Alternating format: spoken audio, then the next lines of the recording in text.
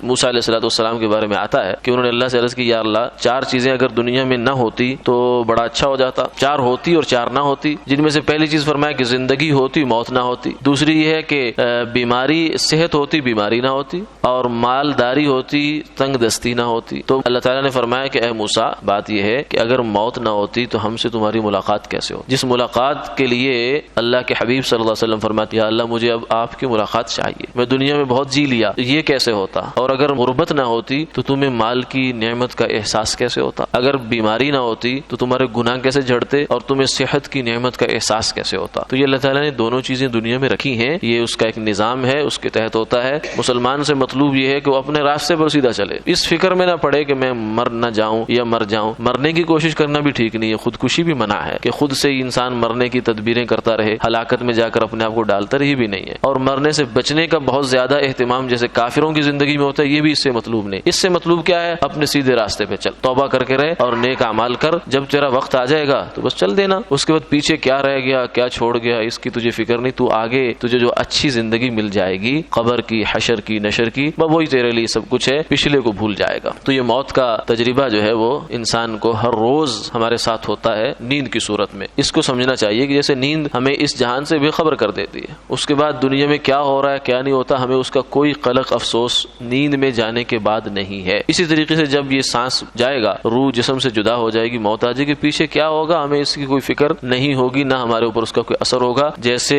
دنیا پہلے چلی ہے ہمارے جانے کے بعد بھی چلے گی، بہت اچھی چلے گی۔ جتنے لوگ قبرستانوں میں یہ سمجھتے تھے کہ ہم جائیں گے تو دنیا کے نظام نہیں چلے گا، سب دھوکا تھا۔ میں اہم تھا، یہی میرا وہم تھا، میں بہت امپورٹنٹ آدمی ہوں، میرے بغیر کچھ نہیں ہو سکتا، یہ سب وہم ہوتا ہے انسان کا۔ انسان سے مطلوب یہ ہے کہ تو اللہ کو راضی کر، تاکہ جب بھی تیرے آنے کا وقت آئے تو خوشی خوشی، خرامہ خرامہ اور محبت کے ساتھ اللہ کی بارگاہ میں پیش ہو جا۔ اللہ تو رحیم و کریم ذات ہے، اس سے ملاقات، من احب لقاء اللہ احب اللہ لقاءہ، فرمایا کہ جو اللہ سے ملنا چاہتا ہے، اس سے محبت کرتا ہے، اللہ اس سے ملنا چاہتے ہیں۔ اور موت کا دستور بھی کچھ ایسا ہی ہے، جو موت کو گلے لگانا چاہتا ہے موت اسے بھاگتی ہے، جو اسے بھاگتا ہے اس کے پیچھے پڑتی ہے، یہ سائے کی طرح ہوتی ہے۔ تو کافر چونکہ اس سے بہت ڈرتا ہے تو وہ بیچارہ پریشانی کی زندگی گزارتا ہے، مسلمان کے لیے کوئی پریشانی کی بات اس میں نہیں ہے۔ پھر فرمایا کہ اللہ ہی تمہیں رات میں تمہاری روحیں قبض کرتے ہیں، تو دیکھ لیں نیند میں جب ہماری روح نکل جاتی ہے تو کیا پریشانی ہوتی؟ کوئی پریشانی نہیں ہے، ورنہ نیند کے وقت میں ہم مطمئن ہو جاتے ہیں۔ تو آج کل بھی جو اس وقت ایک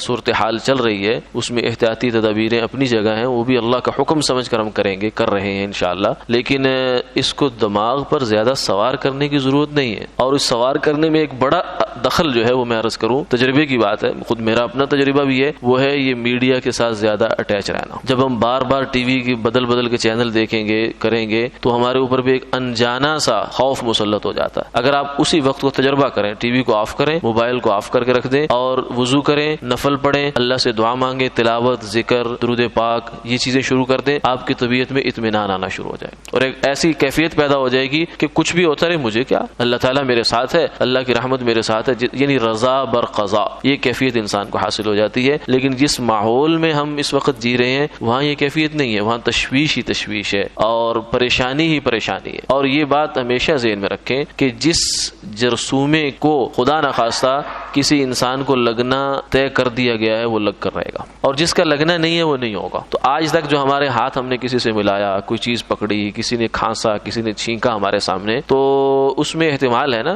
کہ ہو سکتا ہے جرثومہ آیا، ہو سکتا ہے نہ آیا ہو، تو ہم اس کو کیوں نہیں لیتے کہ نہیں آیا، ابھی تک نہیں آیا، الحمدللہ ہم صاف ہیں، کلیئر ہیں۔ ہاں احتیاط کریں گے اپنی، تاکہ آئندہ کے لیے ہم کسی کے لیے نقصان کا باعث نہ بنے۔ تو اس لیے اپنے اوپر پریشانی کو طاری کرنے کی ضرورت نہیں ہے، اپنے عمل کو درست کرنے کی ضرورت ہے، دل کو پریشان کرنے کی ضرورت نہیں، اپنے اعمال کو درست کرنے کی ضرورت ہے، تاکہ اللہ تعالیٰ کا جو ہے منشا اور رضا کی زندگی ہم گزاریں، اور جب بھی اس کا وقت بلاوا آئے، چاہے انہی حالات میں آئے چاہے جن حالات میں بھی آئے، تو ہم اللہ کے حضور میں سرخرو ہو کر پیش ہوں۔ ثم الیہ مرجعکم، فرمایا کہ تمہیں بہرحال آنا تو میرے پاس ہے۔ ثم ینبئکم بما کنتم تعملون، جو کچھ تم کرتے تھے اللہ تمہیں ایک ایک چیز بتا دیں گے، یہ کیا، یہ کیا، یہ کیا۔ تو بجائے اس کے کہ ہمارے نامہ اعمال میں کوئی ایسی ویسی چیزیں ہوں جن کی ہمیں ایکسپلینیشن دینی پڑے، تو ہم اپنے نامہ اعمال کو یہی صاف کریں۔ حقوق العباد جو کسی کے لین دین کے معاملات ہیں وہ بھی صاف ہونے چاہیے، اور حقوق اللہ میں جو تلافیاں ہیں وہ بھی ختم ہونی چاہیے۔ نمازیں اگر کسی کے ذمے ہیں قضا کرنا، تو اس کی نیت کر کے ادا کرنا شروع کر دے، اللہ تعالیٰ نیت کی برکت سے اس آدمی کو کرنے والوں میں شمار کر لیں گے۔ اللہ تعالیٰ عمل کی توفیق عطا فرمائے۔ آمین آمین یا رب العالمین۔